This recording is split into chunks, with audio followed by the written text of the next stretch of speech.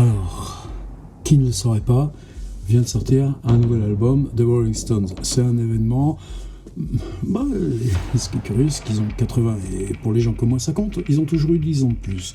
Donc ce qu'ils font les grands frères, ça t'aide à te positionner, à appréhender. Donc pour moi c'est pas quelque chose de neutre. C'est l'industrie culturelle, puis ils savent faire, ils savent utiliser toute la gamme de l'internet, des réseaux, et alors, et puis se dire encore, on va retourner là en concert et puis jouer encore sur scène, ils sont cap, et pourquoi ils sont pris vrai. Mais alors évidemment ce que tu vois arriver, c'est tous les journaux qui vont leur petit article, petit machin, des petits zizous qui sont grands comme ça et qui veulent parler de ceux qui sont grands comme ça et qui ont leur avis bien précieux sur le genre. Évidemment moi aussi j'ai un avis, tu l'écoutes 2 fois, 3 fois, 4 fois, tu essaies de comprendre qu'est-ce qu'ils ont vu, qu'est-ce qu'ils ont un truc, t'écoutes les versions live, t'écoutes les pré-versions, ça j'ai pas envie de vous embêter avec. Par contre, ces trucs de Rolling Stones, pour moi, ce que ça réveille, c'est une question justement sur le livre. C'est-à-dire, je passais, en gros, 10 ans de ma vie, on travaillait sur un livre qui s'appelait Rolling Stones, une biographie. On avait repris même les typos là, de Beggar's Banquet. Et pour moi, ce moment fabuleux, en rencontrant Olivier Bétourné chez Fayard, vous comprenez, si je mets le nom Chuck Berry, si je mets le nom John Lennon, je ne suis pas supposé savoir que le lecteur a entendu parler de Chuck Berry et John Lennon. Et dans ce cas-là, ça va nous faire, pour que le livre soit autoporteur, il faudrait qu'il fasse 1000 pages. Celui-ci, il en fait, dans la première édition, il en faisait 700. Et puis, la version poche, depuis un peu plus de 20 ans qu'elle existe, elle continue de se vendre et elle fait, vous voyez, 1090 pages. Et pour 10 balles, tu as 1090 pages. Et à l'époque, quoi on pouvait avoir accès? Alors évidemment pour moi il y a le livre de Stone Alone de Bill Wyman qui a lancé un petit peu ça et qui a toujours pas été traduit en français. La seule langue européenne où ce bouquin n'a pas été traduit. Alors Stone Alone, je me souviens, j'avais lu à Stuttgart en 1992, mais ensuite STP, Stanley Booth et tous les autres, et tous les bouquins de référence. Et hop là, tenez par exemple cette espèce de gros dictionnaire avec tous les morceaux, qui c'est qui joue, quelles sont les différentes prises, les versions enregistrées en concert, etc. Et là, dans le garage à côté, je crois que j'en ai un peu plus de 90 bouquins. Et à l'époque, il fallait courir, il y en a acheté à New York, il y en a acheté à Londres, et tout ça. Un réseau de librairies d'ailleurs qui maintenant est volatilisé. Et qu'est-ce qu'on avait? On avait des choses sur Internet, mais non, il n'y avait rien sur Internet. Si, des forums.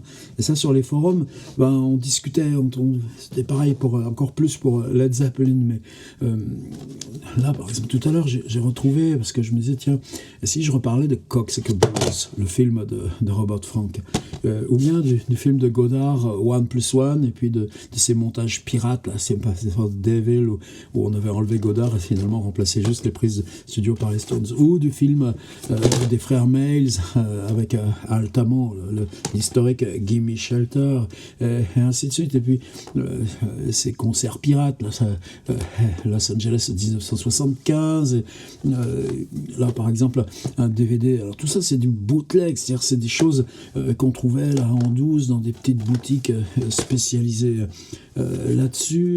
Et je me souviens pas là, le concert au Marquis de 71, combien de temps ça a été inaccessible? Maintenant tu fais track, 2-3 clics sur Google et tu le trouves. Ou bien ces anthologies là qui m'ont été si précieuses, justement où des types avaient eu la patience d'aller recopier toutes les versions systématiques de leurs apparitions, leurs premières apparitions télévisées.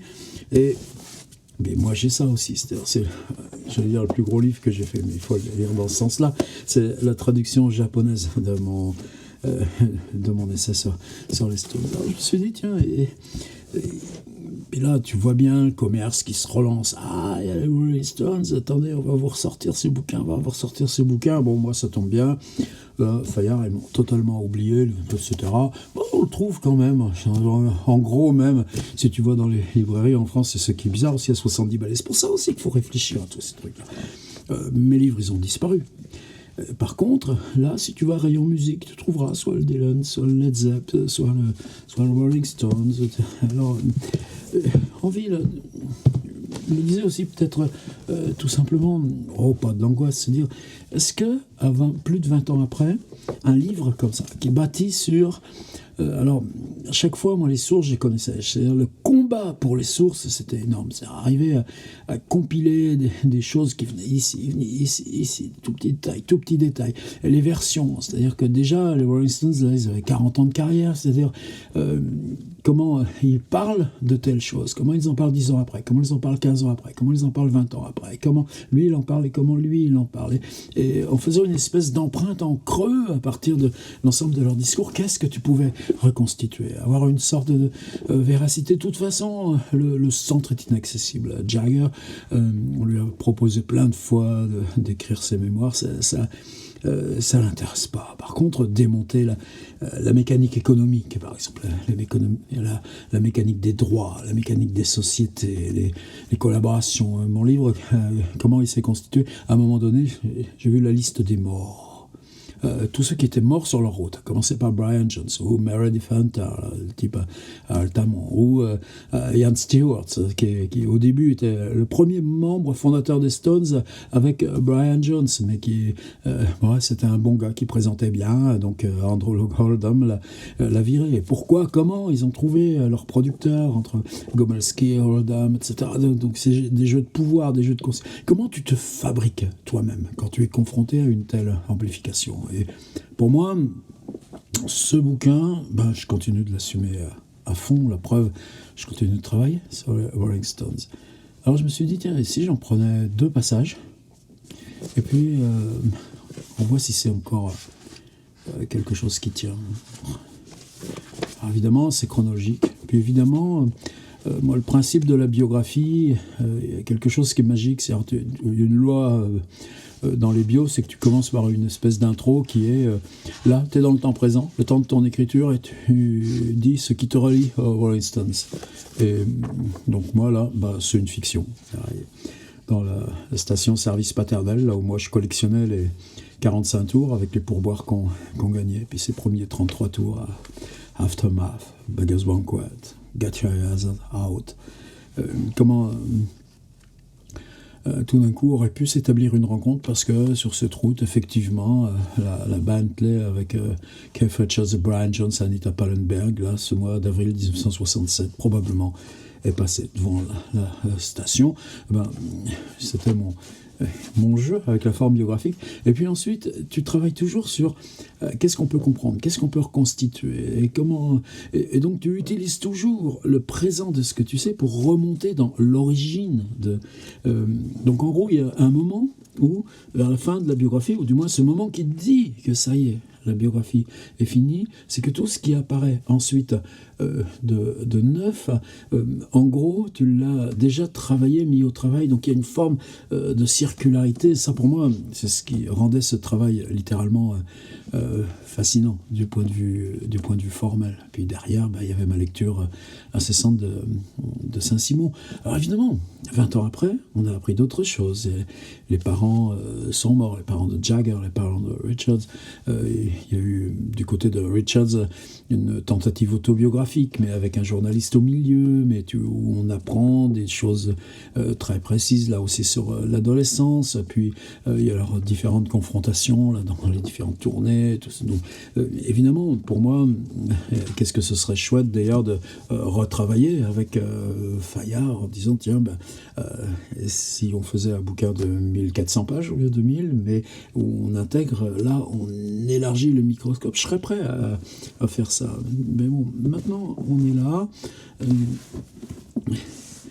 Je crois que pour moi, ce qui sauve ce livre, c'est que justement, du moins en français, mais même par rapport à la totalité des bouquins anglais, c'est la difficulté que j'ai, par exemple, dans un travail en cours sur Jimi Hendrix depuis des années. Les sources, je suis contraint de travailler avec la convocation des sources. D'ailleurs, le livre du frère de Jimi, Leon Hendrix, ce qu'il dit, je le prends dans le livre. Tandis que là, j'allais sur les lieux, je prenais les trucs. Alors je l'ai fait aussi sur Hendrix, aller sur les lieux. Mais c'est pas... Là, pour moi, ce surgissement, c'est parce que on rassemblait. C'était la tentative de rassembler pour la première fois, y compris par rapport aux bouquins anglo-saxons, une dispersion de sources et de bouquins ou de boulot passant par l'analyse des musiques, le travail de studio, ce prisme aussi pour moi de l'écriture, ce prisme du regard sur les bons hommes. Et voilà, je suis content d'avoir ça derrière. Alors je vais lire 2 passages qui sont liés, donc on est dans ces années là, 1965, le premier 1967, le deuxième petit passage, donc juste après Satisfaction, et puis juste ensuite la grande crise là, avec qui sera justement avec le switch de Anita Pallenberg de Brian Jones à Keith Richards. Et puis ces questions de drogue là, qui deviennent omniprésentes dans leur histoire. Alors allons-y. D'une idiote histoire de station-service et de ce qui s'ensuit. Arrêt à Romford. Non pour l'anecdote, mais parce que leur légende s'est en partie construite ce soir-là, et pour ces raisons-là, que c'est parfois à telle anecdote aussi mineure qu'on peut mesurer un tiers de siècle plus tard comment le corps social qui était le nôtre devenait susceptible de soubresauts, capable de le secouer tout entier, que sur ce soubresaut précis, eux vont rebondir, mais que cela peut s'enraciner très loin des mutations qui en résulteront. Ainsi, ce soir-là, Romford. On joue donc le 18 mars à Romford. Et s'ils sont pressés de rentrer à Londres, c'est parce qu'ils ont 5 jours de répit avant de s'envoler à nouveau pour le Danemark. Parce que c'est le dernier soir de la tournée, peut-être dans les loges, on a fait un peu plus la fête que d'habitude. C'est sûr aussi, côté Jagger, Richards, Brian Jones, qu'on a commencé de se servir des petites pilules qui aident à tenir contre le sommeil. On appelle ça pop pills. C'est intraduisible. Il y a ce petit bouillonnement que cela provoque en vous. C'est la marque de leur musique électrique, alors que ceux du jazz s'en tiennent à la marijuana. Andrew Ella, qui offre à tout le monde ses Quaaludes, son Demerol et autres spécialités pharmaceutiques détournées de façon qu'ils trouvent amusante, rien qu'avec un inhalateur de Nostrilène pour la toux. Essaye un peu, là, tu verras. Ils ont même retrouvé Joey Page, le bassiste des Everly Brothers, qui leur avait présenté Bobby Keys, et les Américains en ont plein leur sac de ces pilules à miracle. La période où Bill Wyman était leur bouc émissaire est terminée. Le groupe se doit d'être plus solidaire, parce qu'il n'est plus divisible. Et puis Charlie Watts, malgré les pressions de Oldham, s'est marié, lui aussi. Question nombre d'enfants, Brian les enfonce tous. Mais une autre des plaisanteries récurrentes sur Bill Wyman, depuis les voyages à Lovestone, Aberystwyth, en Volkswagen, tient à la capacité de sa vessie. Bill Wyman pisse moins souvent que les autres. Mais alors, il lui faut du temps et quelquefois même les autres chronomètres. Avant le concert et pendant, on boit beaucoup de Coca-Cola, souvent additionné de whisky ou de gin, il faut bien éliminer. On en a fini du Volkswagen. Le matériel est convoyé par un vrai camion et Stu, pour les conduire, a loué une grosse Daimler noire à vitres teintées et 2 banquettes arrière qui les avalent tous. Le concert fini, il faut s'extraire en courant, s'embarquer dans la voiture qui attend moteur en marche sortie des artistes avant que les 2000 corps transpirants et hurlants qui se sont entassés dans la salle pour très peu voir et ne rien entendre aient commencé d'en sortir. C'est quelque chose qu'on est maintenant habitué à faire mais qu'on ne réussit pas toujours. On s'engouffre, Stu démarre et on sort de la ville. C'est à Stratford, Romford Road, puisqu'on en vient de Romford à l'Odeon Theatre, que Bill demande à Stu de s'arrêter à cette station-service encore éclairée. On n'est pas habitué à voir une Daimler stoppée en pleine nuit, mais de ce genre de véhicule, on n'est pas habitué non plus à voir sortir un type maigre, cheveux dans la figure, encore en sueur et vêtu à l'invraisemblable. Surtout à cause de cette conjonctivite pas complètement guérie, Bill porte en pleine nuit des lunettes noires. Il subira le 3 avril une légère intervention chirurgicale. Ses yeux supportent mal cette vie à l'envers et sans sommeil. Mais la télévision et les journaux ont fait leur travail. Beatles, Rolling Stones, la nouvelle maladie d'Angleterre, on sait ce que c'est, même avant d'en croiser un pour de vrai. Même le prince Charles vient de déclarer qu'il les écoutait volontiers. C'est une odeur de scandale qui les précède. Le bon peuple est fier de la résistance qu'il leur oppose au nom des valeurs antérieurement établies. Le gérant de la station-service s'appelle Mr. Charles Keeley. Et à ce type en lunettes noires qui vient lui demander où sont les toilettes, la réponse est aussi sèche qu'immédiate. « No, go away. Get off my forecourt. » Non, fichez le camp, sortez de ma cour, là, de ma piste. Piste, station-service, c'est une piste. La question pourtant, version Bill Wyman, avait été correctement posée. « Excuse me, have you a toilet I can use ?» qui pourrait figurer grammaticalement dans n'importe quelle méthode d'apprentissage pour débutants. Ou, selon Mr. Keeley, en tournure plus familière, « When can we have a piece here ?» déconseillé par la méthode pour débutants. Sur le refus du gérant, Wildman revient à la voiture. C'est Jagger qui réagit. « Come on, Bill, we'll find your toilet » se référait à la même méthode pour débutants. De Charles Keeley au tribunal, il sera précisé qu'avant de prendre en gérance cette station-service de la rue principale à Stratford, on est toujours avant l'ère des autoroutes, les nationales coupent les villes par le milieu, il vivait dans un monastère. Il prétend au tribunal avoir rétorqué à Jagger, vrai ou faux, « The public lavatory is out of order », utile aussi aux débutants. Et plus sûr, à nouveau, leur intime son ordre, compréhensible même en langage des signes, « Get off my forecourt ». Mais de la voiture surgissent alors 2, puis 3, puis 4 silhouettes, encore plus étranges que la première. Les Rolling Stones sont-ils inépuisables? Tout ce monde-là prétend-il utiliser les toilettes de Mr. Keeley? 8 ou 9 qu'ils étaient, dira Charles Keeley, ce qui sans doute est exagéré même pour une limousine Daimler à 2 banquettes arrière. Les plus excités sont Jagger et Brian, qui se mettent à danser autour du monsieur, reprenant son antienne. « Get off my forecourt, get off my forecourt !» La scène devient visuelle, presque un prolongement du concert de Romford. Jagger et Brian, rejoints par l'américain Joey Page, chantent maintenant en se dandinant autour de Mr. Keeley devant les distributeurs d'essence sous le maigre éclairage, un refrain que Brian a fait passer « The forecourt a foreskin ». Le prépuce. « Get off my foreskin, get off my foreskin » Sors de ma bite, Mr. Keeley est certainement encore plus dépassé que vexé, mais il ne pourrait se renier en accordant simplement, maintenant, à Bill Wyman d'aller se soulager. Alors, on sort effectivement de la piste à essence. On traverse la route et on va aller pisser contre le mur d'en face. Wyman est encore à l'ouvrage quand Jagger se retourne vers le bonhomme, resté là, main sur les hanches sur la piste à essence, et pour lancer son napoléonien et définitif « Rolling Stones piss everywhere, man ». Traduction non requise. « Rolling Stones piss everywhere, man ». Qui non seulement traverse la rue, mais entrera dans l'histoire aussi fort et vite que la déclaration de John Lennon quant au fait que les Beatles sont désormais aussi célèbres que le Christ, voire plus. On remonte dans la Daimler, Stu est resté au volant, il n'avait même pas coupé le moteur, la voiture repart en faisant crisser les pneus en direction de Londres, roulant bien à gauche. Que ce soit Mick et Brian qui se mettent en avant pour danser autour du pompiste, tandis que Bill Wyman avait un autre problème crucial dans l'instant, et que Richards et Watts soient restés en retrait est significatif du partage des rôles. Mais un client de la station-service a noté le numéro de la voiture.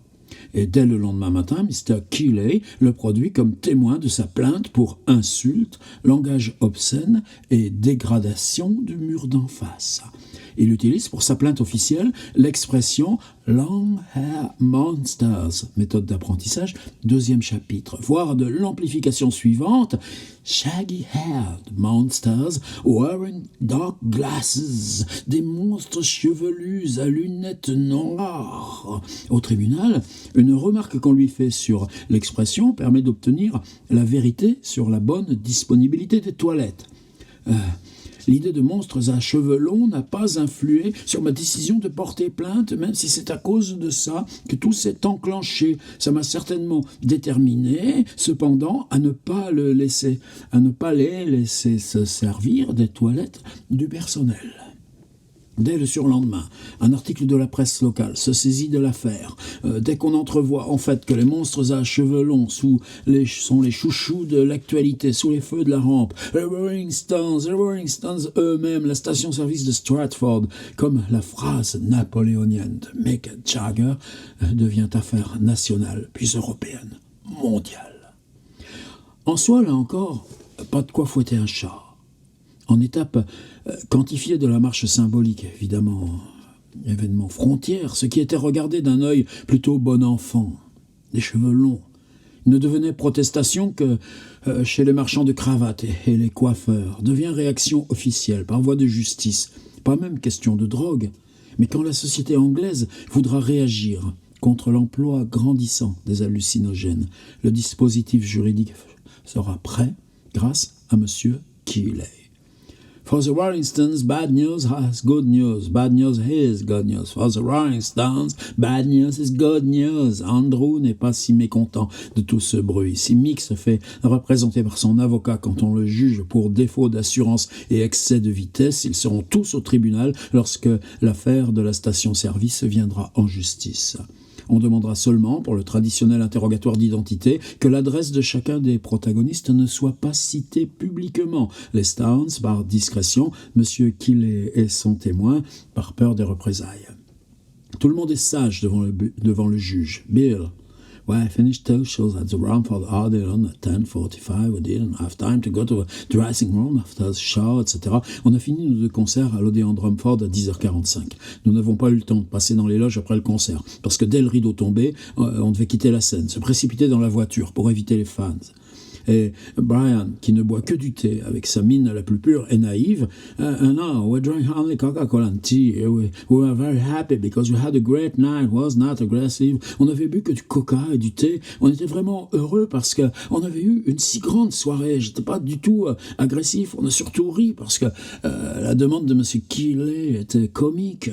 Quant à Mick, il expliquera sa phrase napoléonienne par l'indiscutable rayonnement international du groupe. We were discussing for far coming American tour, every reason to be happy. On était en train de parler de notre prochaine tournée en Amérique. On avait toutes les raisons d'être heureux. On a joué dans plein d'endroits, Texas, Miami, Helsinki. Et c'est la première fois qu'on a des ennuis avec la police. On peut noter que les vendeurs de rébellion n'ont pas encore intériorisé leur rôle. Toutes les raisons d'être heureux, dit Brian. C'est se satisfaire du succès en cours, le revendiquer comme but. Mick ajoutera qu'il n'a certainement pas pu utiliser le verbe to piss, parce qu'il a en aversion le langage grossier.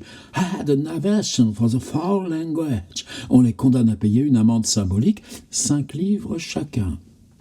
Mais la totalité des frais de justice, 15 guinées sur fond de leçons de morale. Le magistrat, parce que vous avez atteint de hauts sommets dans votre métier, cela ne signifie pas que vous soyez autorisé à vous comporter de cette manière. Doesn't mean you can behave in this manner. Oldham en rira, disant que pour ce prix-là, avoir autant occupé les journaux, c'est vraiment de la publicité au rabais. Pour eux, sans doute, une sorte de révélation de la coupure. On ne peut plus faire semblant. Il s'agit de se positionner soi-même de l'autre côté de la morale. Ce n'est pas une image de rebelle qu'on vous colle, mais bien la place même. Charlie Watts, seul, passera au travers, pour une bonne raison. I kept out of trouble. I was asleep in the backseat of the carman. Et moi, je suis resté en dehors de tout ce bazar. Je roupillais sur le siège arrière de la bagnole. Mec. Ça ne l'a même pas réveillé, Charlie Watts. Un autre bout de passage où, à peine 2 ans après, la question de la drogue est posée massivement à la société. Il n'est pas question de s'en prendre aux Beatles. Et donc, sur Rolling Stones, qu'on va tendre une embuscade. De Redlands et de ce qui s'ensuit. Et je reviens un petit peu sur ce feuilleton là, qu'on a fait enregistrer en 2000. Et ça avait été ma première expérience de feuilleton. Merci Laura Adler. Vous connaissez l'histoire. Laure qui disait mais alors pourquoi tu ne nous proposes plus rien à France Culture? Mais ben non, là je travaille sur un livre sur le Rolling Stones.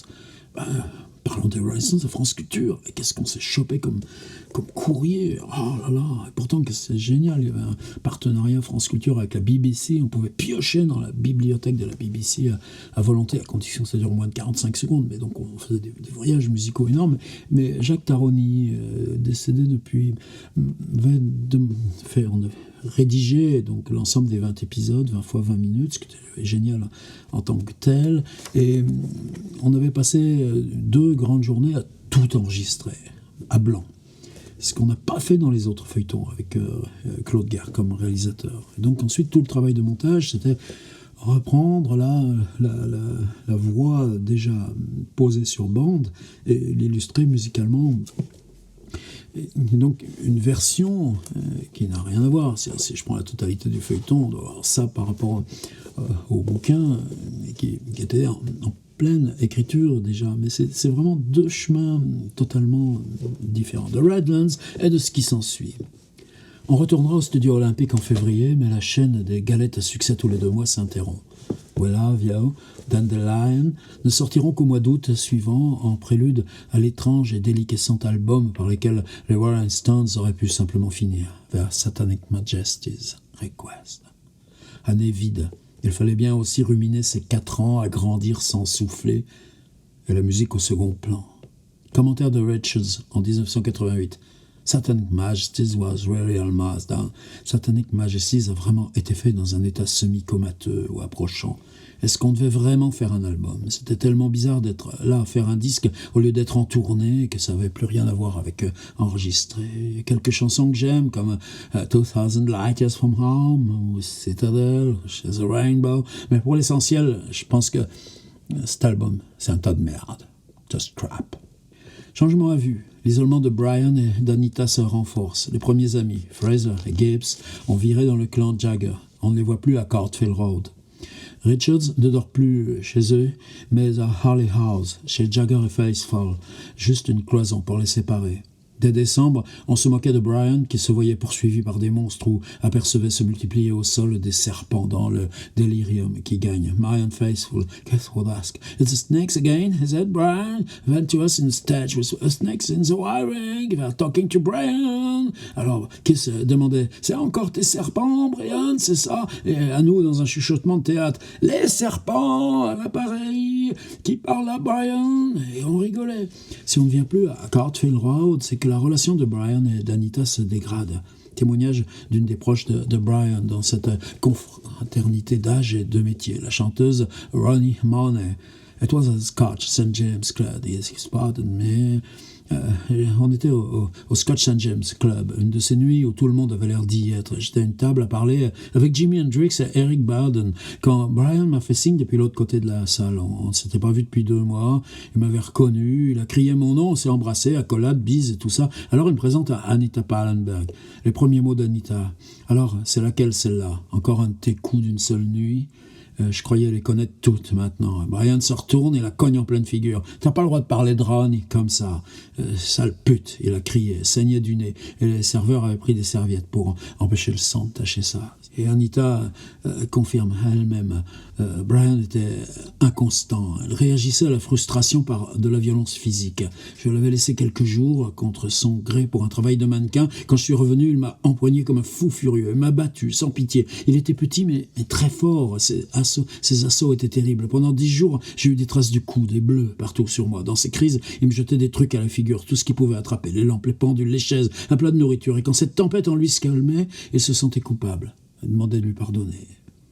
On pourrait accumuler les témoignages, il faut se méfier de ces choses dites rétrospectivement qui se fondent sur une image construite bien après ce qu'elles narrent. Pourtant, Ian Stewart, qui partage une origine sociale similaire, un parcours parallèle jusqu'à leur première rencontre au Bricklayer Arms, avait lui aussi tout intérêt à ce que Brian revienne à son métier, tandis qu'il leur échappe de plus en plus. Je crois vraiment qu'il faisait ça parce qu'il pensait que c'est comme ça que les stars de rock'n'roll devaient se comporter. C'était pas dans sa nature de se comporter comme ça, parce qu'il était plutôt bien éduqué, il était intelligent, il aurait pu être un être humain supérieur, mais il y avait cet affreux mauvais sort sur lui.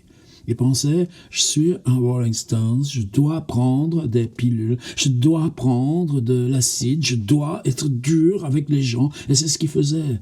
C'est l'alcool, plus que tout autre dog, qui finalement prend sa dîme. It wasn't so much narcotics as drinking brandy all the time. He got into this thing that a lot of jazz musicians got into. Il n'était pas tant dans les narcotiques que dans le brandy, et il en buvait tout le temps. Il était tombé dans ce même truc que les musiciens de jazz, vivre de brandy. Le brandy, c'est un bon substitut de nourriture. Si vous buvez assez de brandy, vous n'avez plus besoin de manger. Le résultat, c'est qu'il a plongé là-dedans. On ne pouvait plus l'approcher. Il était bourré de plus grande partie du temps à l'époque, et salement bourré. Il ne pouvait pas tenir à l'acide non plus, alors ce qu'il disait n'avait plus de sens. Tout baignait dans une espèce de rêve flou, ce genre de conneries.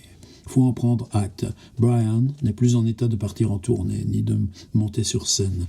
On peut supposer que les pressions côté Alan Klein ne manquent pas pour fournir à la planche à billets. Ils n'auront de tout janvier que 2 apparitions publiques. Le 15 à New York au Had Sullivan Show pour Let's Spend the Night Together, remplacé par Let's Spend the Time Together, et le 22 à Londres pour le Saturday Night at the London Palladium. C'est l'émission de variété télévisée la plus regardée dans le pays en ces temps de chaîne unique et officielle. Les Beatles aussi sont passés par le Palladium Show. C'est au tour des Rolling Stones. Ils mimeront en playback Rabbit Tuesday, Let's Spend the Time Together, Mick chantant réellement sur des bandes instrumentales préenregistrées. On ne va pas trop les uns chez les autres. Le meilleur endroit pour être ensemble avec cloison étanche alentour, c'est encore le studio d'enregistrement, où on se retrouve le lendemain, le 10 février. Le samedi, en début d'après-midi, ils s'enferment là où ils ont pris leurs habitudes, au studio olympique. Ils n'ont pas de morceaux prêts, il faut réapprendre ce qui est leur force, cette manière de jouer ensemble à l'instinct. La raide base rythmique offerte par Richards et la batterie qui se règle sur lui. On prend un germe de riff, un noyau de mélodie, une séquence de 3 accords et on reste là-dessus tout le temps qu'il faut. Ils pousseront ce système jusqu'à l'excès, jusqu'à l'abolition du temps. C'est ce processus même que Jean-Luc Godard bientôt voudra filmer. On prend une séquence de blues, on s'y tient des heures, ça n'aura jamais plus qu'un titre de travail. Blues 1, blues 3, blues 5. Vers minuit ou 1h30 du matin, ils se dispersent. Stewart reconduit probablement Charlie Watts dans un hôtel avant que le lendemain, il reparte à sa maison ferme. Wyman rejoint Astrid Lundstrom dans un club, le Bag on Nails. Brian rentre à Cartfield Road. Kiss n'est pas du genre à dormir si vite. On a bien travaillé, alors il invite ceux qui restent à une virée dans sa nouvelle maison, à Redlands. On s'entasse dans la Bentley, conduite par Tom Kilk. Jagger Suite avait Faithful dans son nouveau jouet, une Austin Mini Cooper série S. Un Canadien qu'ils ne connaissent que depuis 3 semaines, David Schneiderman, qu'il surnomme Acid King David, dispose, lui, d'un minivan Volkswagen et emmène les autres. Il fait beau, on a du temps, des envies de ciel, de feux de cheminée, ils sont 9 à l'arrivée. Redlands, c'est au sud de l'Angleterre. Bizarrement, Richards achète cette maison qu'il a toujours, où il vient toujours régulièrement, en tout cas au moins 2 mois par an. C'est les questions d'impôts qui règlent aussi leur déplacement. Il avait acheté cette maison dans l'endroit où, avec ses parents, quand il était gamin, il venait au camping, en caravane.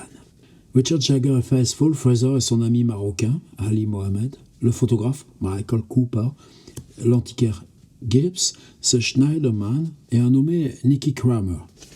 On sait qu'ils dîneront à l'arrivée 2 hauts plats préparés par le jeune Marocain, qu'ils écouteront de la musique devant une flambée et que Schneiderman les approvisionne de pilules qu'il stocke dans un attaché case, dans des petits tubes cylindriques enveloppés de papier aluminium. Ils iront dormir vers 5h du matin.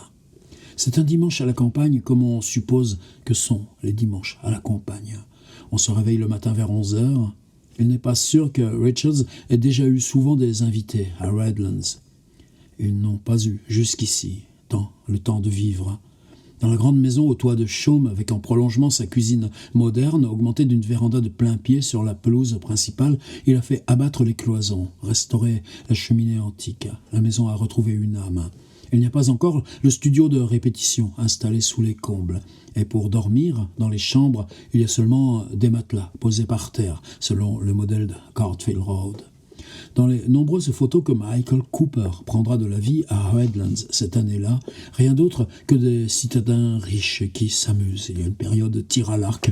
On fait venir des modèles de compétition, mais on préfère bientôt de luxueuses carabines. Brian est souvent invité, lui aussi. On le voit décontracté, souriant, heureux. Au printemps, Keith s'offrira un nouveau jouet, une moto tout-terrain, une grosse, une Triumph Bushman, immatriculation XBP 63F, et le voilà, bras maigre et t-shirt, brandissant la jauge à huile comme une baguette de chef d'orchestre. Les chèques d'Alan Klein ont fourni Redlands de tout ce que désire un garçon de 23 ans. Dans ses bottes rapportées du Texas, son gros gilet sans manches en laine de mouton rapporté de Nouvelle-Zélande, passant plein volume, ces disques stéréo, c'est la nouveauté, ces mois-ci. Ils ont déjà changé leurs électrophones à couvercle rabattable pour des modèles à 2 haut-parleurs. Ce dimanche matin, Richards est le premier levé. Il explore son jardin, inspecte ses travaux. Il dépose l'ancienne cuvette de WC au beau milieu de la pelouse et se fait prendre en photo par Michael Cooper, assis là-dessus, devant la façade 15e siècle, sous le toit de chaume. Vers midi, tout le monde s'entasse dans le minivan et on va à la plage. On marche brièvement, c'est pas un temps de Côte d'Azur et ils n'ont pas des mollets de randonneurs dans les dunes et le long des vagues. On revient se réchauffer, on fera une autre balade l'après-midi, mais dans les villages environnants. Personne ici pour hurler et demander des autographes, aucun trouble, ils sont en paix. Quand ils reviennent, ils trouvent sur le gravier de Redlands la Rolls-Royce d'un autre couple, George Harrison et Patty Boyd, la future Madame Clapton. Il faut faire retour sur un événement auquel ils n'ont pas attaché peut-être assez d'importance. Mick est entré avec Marianne Faithfull dans une nouvelle vie. Et le répit de ce début février, sans studio ni travail, est un renouvellement nécessaire. Ils peuvent, pour la première fois, lui et Marianne, accepter, et leur âge et leur bonheur, rattraper ce qui fut en commun traversé trop vite. Il y a des découvertes à faire ensemble. Il y a à offrir chacun à l'autre son univers propre. Ces premiers temps de vie commune, ils peuvent simplement s'enfermer et ne rien faire en plein Londres. À Harley House, même si Keith Richards est souvent hébergé dans la seconde chambre, ils sont chez eux. Jagger lit énormément la presse, ne serait-ce que pour disposer d'armes dans le terrain qu'on investit. Mick was a newspaper junkie, read everything from the Observer to Sun. Mick, c'était un accro des journaux. Il lisait tout, de l'Observer jusqu'au Sun. Marianne Faithfull, ces mois-ci, découvre Sade et lui lit en anglais la philosophie dans le boudoir, tandis qu'il lui fait écouter ses disques fétiches, le chanteur Slim Harpo, Otis Redding, Robert Johnson. Ils découvrent ensemble Ravi Shankar ou le flûtiste Ali Akbar Khan. Mais ce matin du 5 février, une semaine plus tôt, il découvre un article le concernant, publié par un de ces magazines du dimanche qui sont une spécialité anglaise, la News of the World. Le magazine a prétendu mener une enquête en 5 articles successifs et traiter de la vie privée des stars. Vieille ficelle, dont depuis 3 ans, Jagger a appris le métier et comment les secouer à son avantage. Mais il ne s'agit plus de coupe de cheveux, de cravate ou de frasques érotiques supposées. News of the World s'en prend à la drogue et au LSD.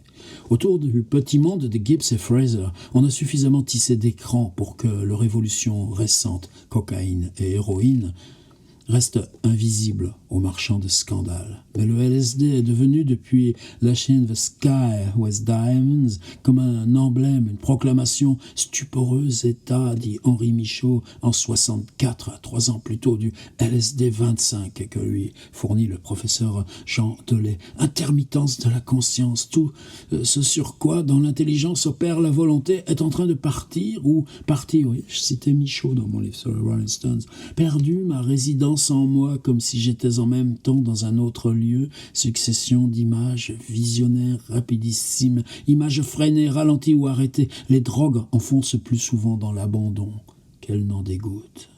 Le délire psychédélique qu'induit le LSD est censé avoir sa traduction dans les vêtements dont ils usent, les lunettes noires sous les longs cheveux, les couleurs des peintures et les voitures repeintes. Le 2e article des 5 de News of the World raconte qu'on a vu Mick Jagger consommer publiquement du LSD lors d'un concert des Moody Blues ce dont Léo Ferré honorera Nights in White Satin, ce satin blanc des dérives aidées, et s'en être vanté au Blaze, le club de Kensington. Le temps que nous étions au Blaze, Jagger a pris à peu près 6 comprimés de benzédrine. Je pourrais pas rester éveillé dans des endroits comme ça si je les avais pas, nous dit-il.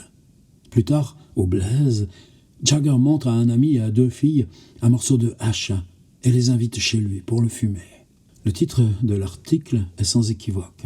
We call that guilty men. Nous les appelons des coupables.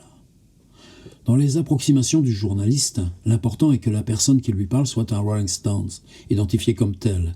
Le journaliste l'appelle Jagger parce que Mick est le plus connu.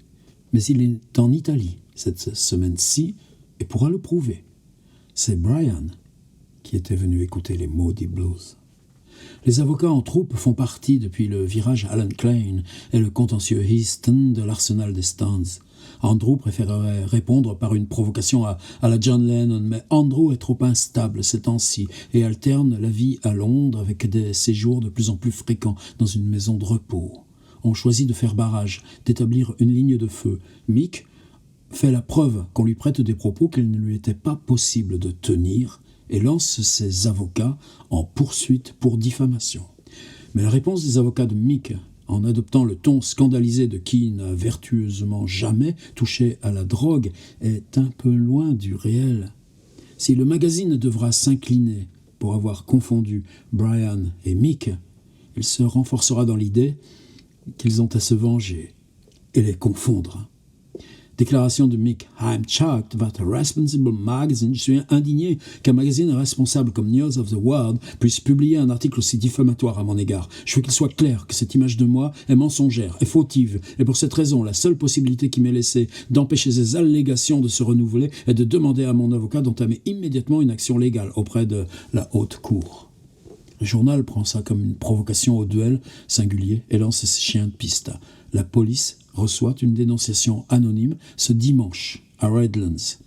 On usera, et largement, de drogue, qu'importe. On est rentré de la balade à la campagne, on a rallumé le feu dans la cheminée, on a mis très fort de la musique, en l'occurrence le dernier disque de Bob Dylan.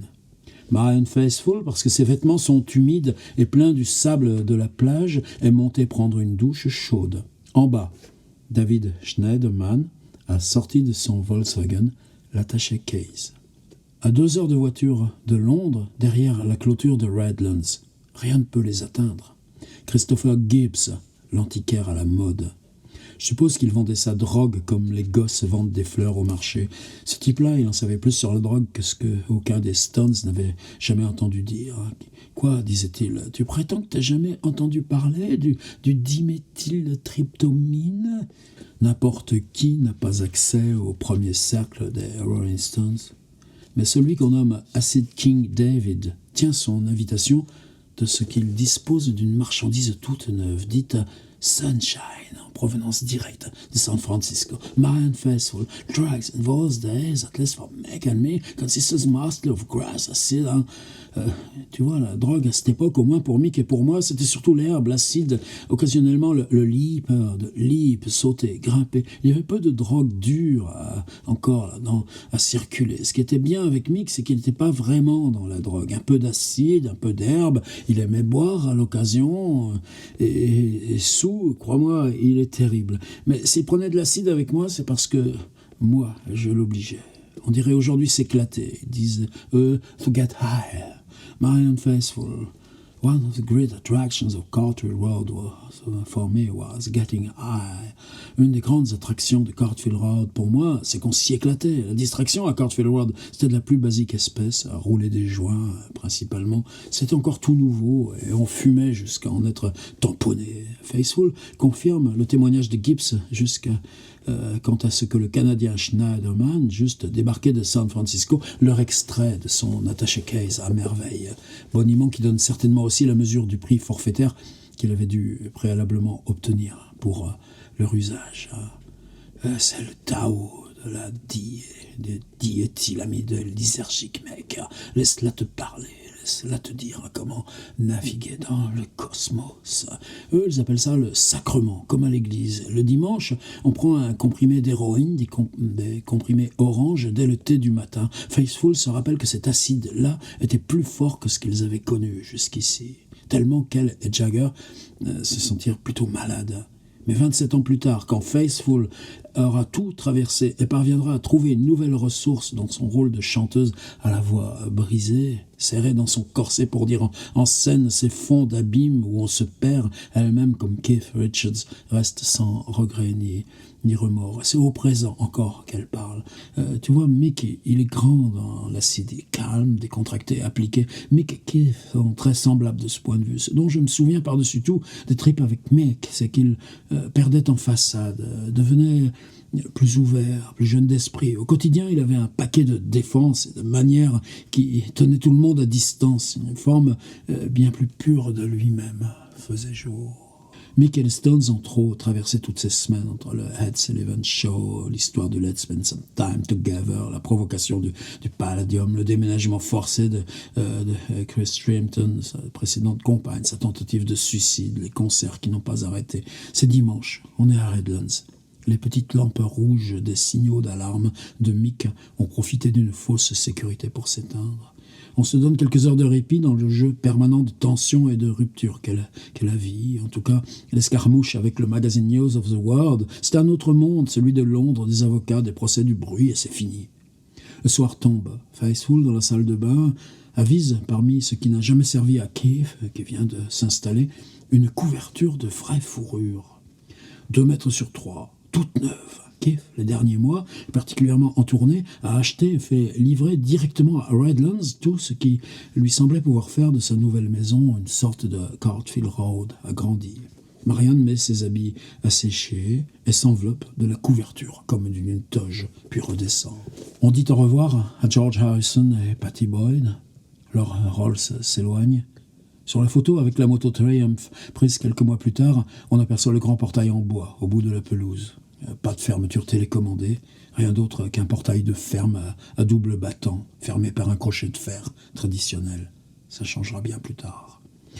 Rien pour faire obstacle ce soir-là. Dès que George Harrison a passé le virage, à l'entrée discrète de la police qui cerne la maison. Il frappe à la porte, pas besoin pour ceux qui sont à l'intérieur qu'on leur fasse un dessin. Richards fait attendre, on se débarrasse de ce qu'on peut, dans les chiottes le plus vite possible, ça la cogne plus fort à la porte, les flics ont fait le tour, entrent par la cuisine, 12 policiers, dont une femme, qui sera préposée à la fouille au corps de Marianne Faithfull sous la direction d'un inspecteur, sergent Stanley Scudmore, avec mandat de perquisition selon la loi de 1965, le Dangerous Drugs Act. Quand la police investit le salon, les 8 hommes et la seule femme sont sagement en train de regarder la télévision. « Everything was fully respectable », dira Christopher Gibbs. La preuve qu'on a gagné quelques minutes et eu le temps de vider ce qu'on pouvait dans les WC, c'est que Keith a déjà pu prévenir un de leurs avocats, Timothy Hardacre, et même téléphoner à leur nouvel agent de presse, Les Perrin. « Ça chauffe, mec, ça chauffe !» Les 2 hommes sont déjà en voiture. Ils seront à Redlands 2 heures plus tard. Ils ont immédiatement compris que si la police a attendu le départ de George Harrison, c'est que le coup est préparé et que les policiers savent exactement qui est dans la maison. On ne peut pas s'en prendre aux Beatles, alors on va s'en prendre aux Rolling Stones. Ils ont la chance que la police du comté de Chichester n'a pas encore réellement été formée aux tâches nouvelles qui lui incombent. Les fonctionnaires perdent du temps. Keith, comme tout un chacun, rapporte de chaque voyage ces échantillons de savon qu'on vous donne dans les chambres d'hôtel. Et même les échantillons de moutarde servis avec le plateau repas dans l'avion. Et tout ça est arrivé à Redlands, traîne dans la salle de bain, la cuisine. La police va les ouvrir, échantillon par échantillon. Moutarde comprise. C'est ça, la drogue, chef? Et collecter même les cendres des bâtons d'encens, les imaginant faire partie de l'arsenal interdit. Keith joue d'abord les propriétaires indignés. Les Anglais ont un sens de la vie privée bien au-delà de ce qu'il en est pour nous. Les premières bourdes des fonctionnaires mal exercés encouragent l'ironie. Ils posent par provocation sur l'électrophone stéréo tout neuf la chanson de Bob Dylan, Rainy Day Woman No. 12 and 35, dont le refrain martèle en rythme Everybody must get stoned. La police n'a rien à dire. Pendant ces premières dizaines de minutes, surtout lorsque les policiers acceptent de ne pas déballer les rouleaux d'aluminium dans la valise de Schneiderman, on se croit tranquille. Les policiers sont passés, ils disent que c'est des pellicules photos. On touche pas, c'est des pellicules photos. C'est gagné. Les policiers sont passés aux chambres, trouvent leur proie. Dans une veste de velours vert, 5 comprimés de marque italienne marqués Stenamina. Jagger reconnaît que la veste lui appartient. Les comprimés datent de son séjour avec Marianne à Positano la semaine précédente. Dans le vestiaire de l'entrée, une autre veste et dans la poche, 8 capsules d'héroïne. Robert Fraser, c'est sa veste, prétend qu'il s'agit de pilules contre le diabète et qu'on ne peut les lui enlever qu'il en a vitalement besoin. Réponse polie mais ferme de l'inspecteur. I'd better keep just one bag. Je vous en prends une pour l'analyse. C'est une formalité, vous comprenez. Les jeux sont faits pour Fraser et pareil pour Richards. On l'informe officiellement qu'il sera tenu pour responsable de tout délit constaté chez lui en sa présence. Le scandale et la provocation, le cadeau fait aux policiers, c'est à cet instant. La policière demande à Marianne Faithfull de la suivre dans une chambre du premier étage pour la fouille, toujours drapée dans son plaid de fourrure. En haut de l'escalier, théâtralement, Faithfull se retourne, laisse tomber le plaid aux yeux de ses amis amusés. Richards la connaît à l'époque peut-être mieux encore que Jagger, et Gibbs comme Fraser sont homosexuels. Des policiers ébahis, prouvant au moins qu'elle n'a rien dissimulé sur elle. D'évidence. We were still high, so the police looked very hard to us. Strange. Life forms with a big foot of a bluster. On était encore camés, tu vois. Alors, la police, ça nous semblait vraiment bizarre. D'étranges formes de vie extraterrestres aux grands pieds et donnant des ordres. Ça peut pas s'inventer, ça. Ils étaient affreusement grands, affreusement gros, et nous, si petits, si minces, différents, déclare Marianne Faithfull. News of the World, déjà bien sûr à l'affût. Il n'en faut pas tant pour leur réserver immédiatement les premières pages. Naked girl at the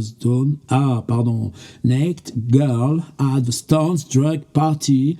Une fille nue dans l'orgie drogue des Rolling Stones. L'avocat et Les Perrin désormais sont là. Le téléphone ne cesse pas. Ils préviennent Brian. Ils doivent aussi contacter très vite Tony Sanchez qui a fourni à Fraser les tablettes d'héroïne saisies. Le soir même, David Schneiderman, l'homme à l'attaché case, quitte l'Angleterre. Faithfull le croisera par hasard, chauve et paumé, dans Los Angeles 15 ans plus tard, reconnaissant alors implicitement avoir été manipulé contre large pourboire par le magazine. Aucun de tous pour ne pas comprendre que l'attaque est frontale et qu'ils ont perdu. Mais les réactions sont erratiques. L'histoire des 5000 livres, par exemple, qui leur reviendra à charge au moment du procès comme un manqué total. Depuis son adolescence dans le milieu des boîtes de nuit, des tables de jeux trafiquées, du milieu italien de Londres, Tony Sanchez est devenu leur intermédiaire pour acheter l'herbe, l'acide et bientôt la cocaïne. Brian est son premier client. Et quand on a affaire avec Brian, on entre totalement dans son intimité. On partage ses journées, ses dérives. Sanchez est aussi le fournisseur de Fraser et a dû négocier une fois auprès de quelques caïds pour soulager les dettes de jeu du galeriste. Des intermédiaires font savoir à Richards et Jagger, par l'intermédiaire de Tony Sanchez, qu'une somme en liquide de 5000 livres pourrait permettre que les objets saisis, les pilules de Jagger et l'héroïne de Fraser, disparaissent soudainement des labos. Ils rassemblent la somme que Sanchez remet à l'escroc. Que le ripou appartienne effectivement à la police anglaise ne change rien. Quand ils seront soumis à interrogatoire, Jagger et Richards demanderont naïvement « Et nos 5000 livres ?» Alors, ils se sont fait avoir et qu'ils aient payé confirme publiquement leur culpabilité. C'est dans ces conditions qu'on décide, du moins leur avocat principal, Michael Havers, avec l'avis de Klein, d'Oldham, Les Perrin, de mettre au vert les 3 Stones principaux, qu'ils partent de Londres quelques semaines, qu'ils échappent aux photographes, aux interviews, qu'on n'entende plus parler d'eux le temps que tout cela se calme. Ça tombe bien, Keith a enfin le permis de conduire, ne souhaite rien tant qu'une longue balade dans sa Bentley, et ils partiront pour Tanger, à travers la France et l'Espagne. Jagger, Faithfull, Fraser leur inséparable ami, le photographe Michael Cooper, les rejoindront en avion. Keith Richards, Brian et Anita dorment le 25 février à Paris au Georges V. À midi, le chauffeur de Brian, l'ancien parachutiste Tom Killock, les rejoint avec la Bentley via le ferry et Calais. Et voilà.